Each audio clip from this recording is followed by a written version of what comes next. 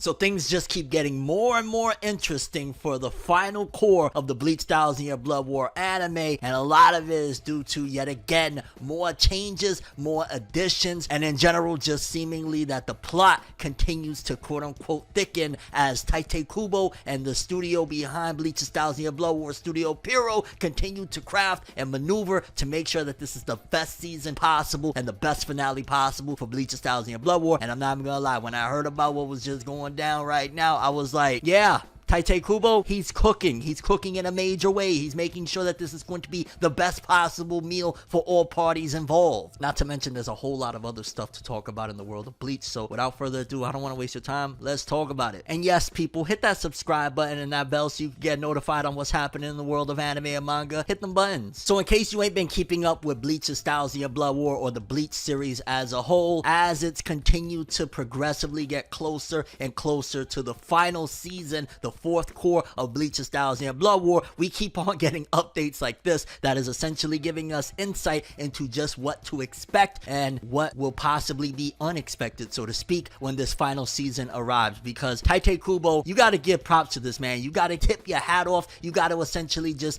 basically give the guy his props, because at the end of the day, all of the changes that are being made and all of the additions that are being added to the Bleach 1000-Year Blood War is in part largely due to the fact that you have the creator on board for better, or, well, I don't even want to say for worse, because there hasn't been anything that you could really say is for worse. Honestly, Tite Kubo being involved in this whole situation has just been a true blessing, because we always know that when it comes to an adaptation, when you have the original creator involved, it's usually for the betterment. They get to give their insight, their input, their original vision, things that they feel like could have been done better, and hey, since we have the opportunity now, let's do it. And on top of that, making sure to grab material that is still related to things and make sure that it is incorporated in a major way into the story. And before we even get into that, we had an update a while back, and before we even get into that, one of the latest updates that we got from the original creator Tite Kubo in general from his club outside, because he gets a little bit quiet from time to time, you know, you don't hear him talk, and then when he does, it's like, oh man, what does the man got to say? Here's what was last said as of the recording of this video from Tite Kubo on his club outside. My throat and lower back have improved a lot, so I was finally able to join the anime dubbing session in person. I've been participating online for about the past month. This was the final dubbing session for the main story, where I got to record everything I hadn't been able to before. Great job, everyone. Which right then and there, that automatically gives a major signal and a major idea into where this whole thing is at, because you got to imagine that, okay, we're approaching this release date, we're approaching the summertime where things is going to start kicking off in a major way, and things is going to get real good, so to speak, for all fans involved and all parties involved for that matter. And so if he got to include himself in the final dubbing session, so to speak, ultimately that means that the progress that they have on this thing is really getting to the ending point, the finale of having this whole production, you know, get to where it needs to be so that it's ready by the time it premieres. Because this has been a long time in the making. They obviously even took a little bit of a breather in between things, because ideally a lot of fans would have loved for this thing to have happened last year. Things didn't go according to plan, and honestly it was probably better that way. They had to adjust the plan. If anything, it wasn't like a miscalculation. It was more so like, yo, let's make sure we get everything right so that when this thing happens, it's not that, you know, things is like, well, just not to the best capabilities, not to the best possibility, and make sure that things is looking the way it needs to be so that it gets a massive send-off and ultimately everybody leaves away from this thing as happy as they possibly can be.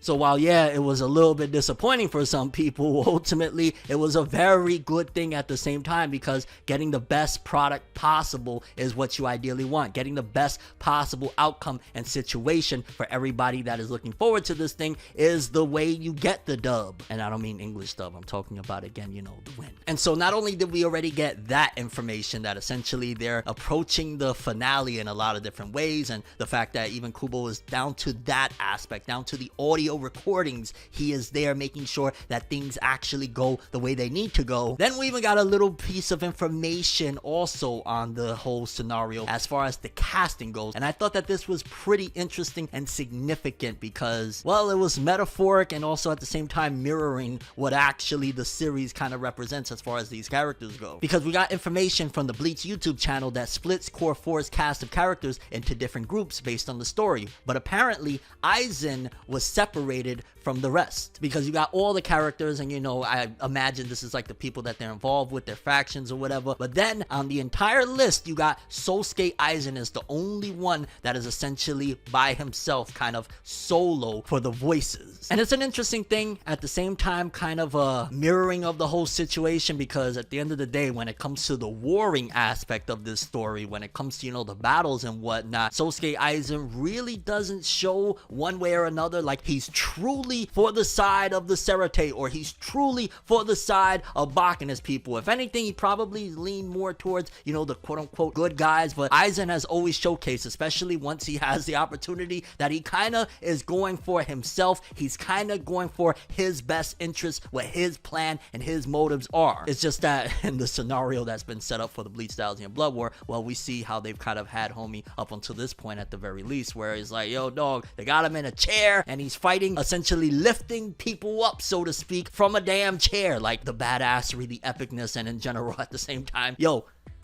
why are we not showing more love to Sosuke Aizen? This is the time, especially when this final core comes in. Please, everybody, make sure to show love to one of the GOATs of this series, one of the best characters of this series, because homie is fighting a war from a chair. And even down to that, again, for me, it just feels like such a beautiful and poetic message at the same time, that while he's separated from everybody, it also is, if you know about the series, an indication that he don't need a whole bunch of people around him. He don't need to have an entire illustrious squad, so to speak, to do battle and combat and be, you know, pretty much one of the strongest out there, because yeah, he can take care of himself and at the same time he's really, really strong. Almost reminds me of Stark. This is a character that if you're not really up to date with Bleach, if you've only jumped in the Thousand Blood War, you should watch, you know, the series if, you know, well, you want to be a part of things and enjoy the discussions. But there was a character, Stark, that ran under Aizen for a while back, and one of the things about Stark was the fact that he was essentially considered number one, the strongest, but within that strength, it delivered something else that was a bit unsettling to the character. The fact that because he was so strong, he was separated from everybody. Although I guess the stark contrast of that stark play on words is the fact that Aizen, regardless of what, will stand by himself. So yeah, very interesting aspect of this whole situation. Aizen being on his own is like, well, if there's any character that's gonna do this thing solo, then who better than Aizen? But then the biggest aspect of this whole situation, the reason why I decided to even talk about this, is the fact that the Bleach Thousand Blood War Core 4 is going to have what you might argue a change or an addition, because essentially what's going to be going down is the fact that some material from the light novel that gets lightly addressed in the end of the manga, but you don't really get a full exploration into this aspect, is actually going to play a major part in this situation. And one of the voice actors basically let people know of like, yo, what is actually going to happen, because it was confirmed by Renji's voice actor that we will be getting the We Do Not Always Love Ya novels adapted in Core 4 of Bleach Thousand Blood War. And while the title of that novel says one thing, if you actually pay attention, the way it is misspelled, so to speak, is tying the knot, so to speak. We do not, as in, you know, well, what do they say when you're getting married, when you're actually going to form a union with somebody that you love? You tie the knot. So don't let the wording of this novel fool you, because this is, from my understanding, a very powerful love-driven novel, and this is major. This is a huge aspect. A lot of people really wanted to see this. A lot of people were like, well, maybe they could make a movie at some given point or make a whole other anime, and we'll talk about that in a second, of the fact that when they're utilizing this type of material, that also, well, if people were hoping for a film adaptation of this thing, or if people were hoping for another version of this, they'll probably be waiting a long time, because if they're utilizing this content for the anime, similar to what happened in like the Boruto anime when they would adapt like certain light novels and whatnot into the actual anime and not do standalone material for it, there's a high probability that at the very least for the foreseeable future, they won't do like a big theatrical film thing for this. They're mainly going going to treat the anime as like the big enchilada, so to speak, of this whole scenario. And here we got Renji's voice actor talking about Renji and Rukia's relationship in the final season, focusing on Renji and Rukia's relationship and Rukia's feelings leading up to this final moment. They spent time together like family while dog fishing. Seeing Renji stop trying to hold her back, wishing she could have a family, and sending her off with those words was so meaningful. I'm really looking forward to seeing the conclusion that they reach, that they are truly family. Even in the preview, I never thought it would end like this, especially in the early stages. This part definitely took a lot of thought. Thank you. And I guess, yeah, this is definitely, you know, a massive spoiler, so to speak, although if you read the manga, you know, and for the most part, majority of people understand or have an idea or an understanding of the ships, so to speak, at the end of the Bleach series. And it seems as though the VA was trying not to get too spoilerific as far as like telling people exactly how it's going to go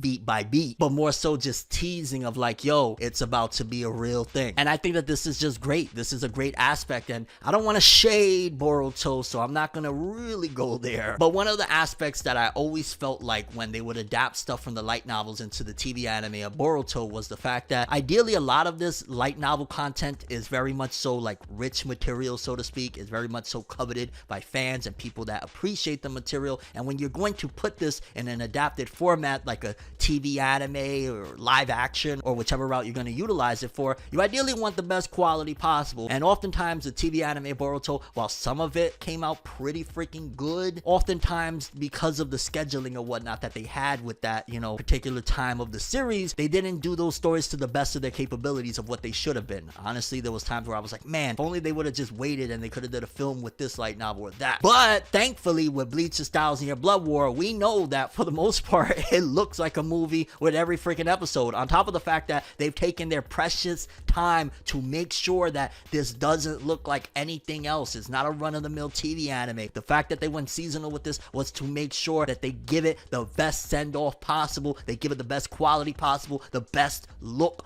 possible. So I have no doubt in my mind that them adding this in here is not going to do a disservice to the material. It's not going to be like, oh, worst case scenario is the fact that because of time constraints, the fact that it's what, a 12 or 13 episode season, they're probably not going to be able to adapt every single aspect of the novel into this. But regardless of what, it's still a major win because we know that Bleach 1000-Year Blood War is going to continue to look even better with all the time they've taken. And historically, from what we've seen the first 3 seasons, it looks amazing and incredible already. So we know that this is going to be incredible. This is going to be great. This is going to make, ideally, all of the fans, all of the supporters, all of the people that enjoy this material, just in general, everybody around it, very happy. And how can you be mad at that? So definitely, this is, if anything, one of the best, quote-unquote, again, changes or additions to this whole thing, because in the manga, you don't really get much of these details, and it was a very unfortunate thing. And again, I hate to compare it, but it was one of its contemporaries, and I guess that's where you see some of the mirroring aspects of Naruto, was the fact that in the manga of Naruto, you didn't really get to see all the ins and outs of Naruto and Hinata's relationship. In fact, if it wasn't for the movie that they did, the last Naruto the movie, you would be a little bit surprised and taken back of like, oh, so Naruto and her ended up, how the heck did that happen? And don't get me wrong, seeing a movie of this situation would have been fire, but I'm still not going to be mad about it because again, the TV anime is going to be movie quality. We're in a different time period, and Tite Kubo has made sure that he puts each and every ounce of effort possible to make this thing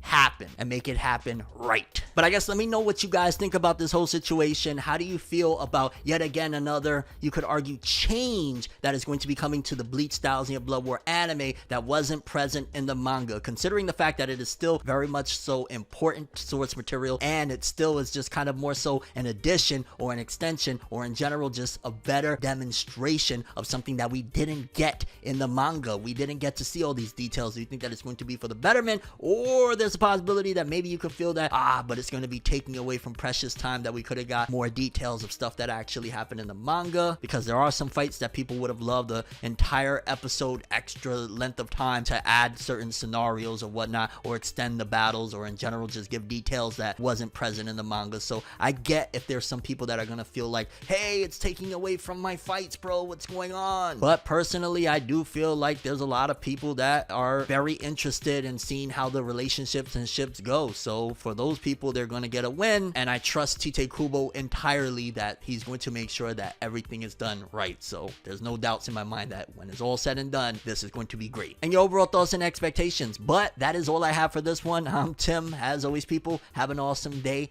Peace in. Should I add the golden rule? And remember the golden rule. Anime and manga for life, boy. Should I add that back into the outro? I don't know. Let me know. Yeah. Have an awesome day. Peace in.